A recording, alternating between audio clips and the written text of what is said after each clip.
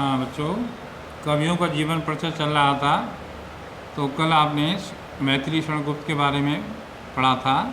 आज सुमित्रानंदन पंत को हम ले रहे हैं। इनका जन्म 14 मई 1900 ईस्वी में कौसानी जिला अल्मोड़ा में हुआ। पिता का नाम गंगादत्त पंत था। जन्म से कुछ घंटों बाद माता का देहांत हो गया, अतः दादी द्वारा पालन पोषण किया गया।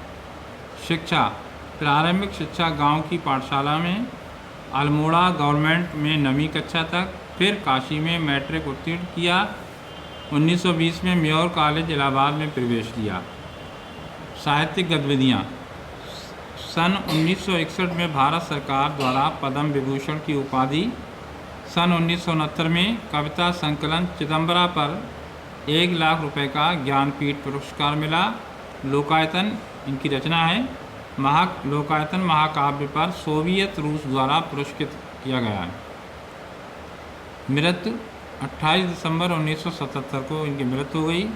रचनाएं इनकी जो खास हैं, इनकी रचनाएं निम्नलिखित हैं। काव्य संग्रह इनके हैं बीड़ा, उच्छ्वास, पल्लव, ग्रंथि, गुंजन, युगांत, युगवाणी, ग्राम्या, स्वर्ण किरण, स्वर्णधूल, मधुज्वाल, खादी के फूल, शिल्पी, अतिमा, वाणी, कला और बूढ़ा चांद, लोकायतन, गीत हंस, अभिषेक और चिदम्बरा आदि। उपन्यास इनका हार, कहानी इनकी 5 कहानियाँ, नाटक परी, कीड़ा, रानी, ज्योत्सना। अनुवाद इन्होंने किया है, उमर खय्याम की रुबाइयों का हिंदी में अनुवाद किया है। निबंध, काव्य संकलनों की भूमिकाएं तथा छायावादी पुनः मूल्यांकन में आपके विचार।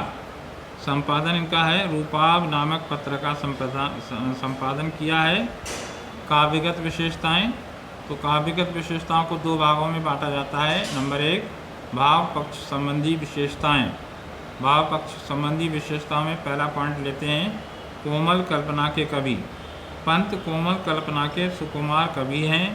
प्रकृति हो या वस्तु वर्णन, उनकी कोमल भावना दिखाई पड़ती है। उनका मन कोमल बिंबों के सृजन में विशेष रमता है। भाषा, छंद, विधान और शब्द रचना में उनकी कोमल कल्पना के दर्शन होते हैं। आते हैं नेक्स्ट पेज पर। दूसरा पॉइंट है प्रकृति वर्णन।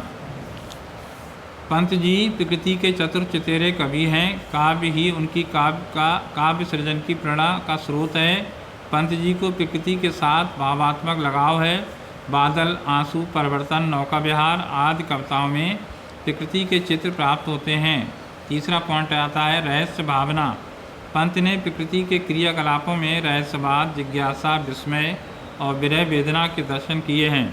पंत के रहस्यवाद का रूप इनकी मौन निमंत्रण कविता में देखा जा सकता है।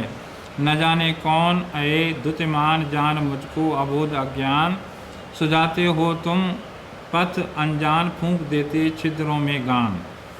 नारी भावना अगला पॉइंट है। छायावादी कवियों में पंत नारी के प्रति अधिक सहृदय कवि हैं। उनके काव्य में नारी सौंदर्य चित्रण सूक्ष्म रूप में हुआ है। उनका दृष्टिकोण प्रताड़ित नारी के प्रति सहानुभूतिपूर्ण है।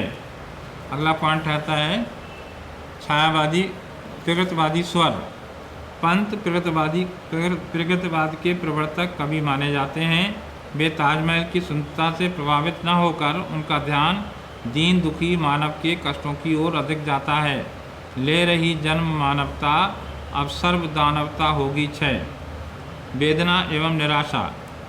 पंत ने दुख और निराशा को काव्य का मूल आधार बनाया है। मानव जीवन का अवलोकन करके कवि के मन में निराशा और वेदना काव्य के रूप में दिखती है। वियोगी होगा पहला कवि, आह से निकला होगा गान, उमड़कर नैनों से चुपचाप वही होगी कविता अनजान। अगला पॉइंट है मानव प्रेम। पंत लोक मंगल की भावना से ओतप्रोत कवि थे। प्रकृति से भी अधिक मानव को प्रेम करते थे। गांधी और मार्कस की विचारधारा से प्रभावित थे। अगले पॉइंट पर आएंगे, यानी अगले पेज पर आते हैं। अगला पॉइंट है प्रेम और सौंदर्य की उपासना। पंत जी प्रेम और सौंदर्य के श्रेष्ठ आराधक थे। ग्रंथि उनका प्रसिद्ध प्रेम काव्य है। जीवन दर्शन। पंत जी की जीवन के नव दृष्टिकोण संपन्न युग निर्माता कवि थे। आत्मा तथा संसार की सत्ता में अटूट विश्वास था। वे जीवन के लिए सुख दुख दोनों को आवश्यक मानते थे। अगला विशेषता आती है कला पक्ष संबंधी विशेषताएं। उसमें पहला पॉइंट है भाषा।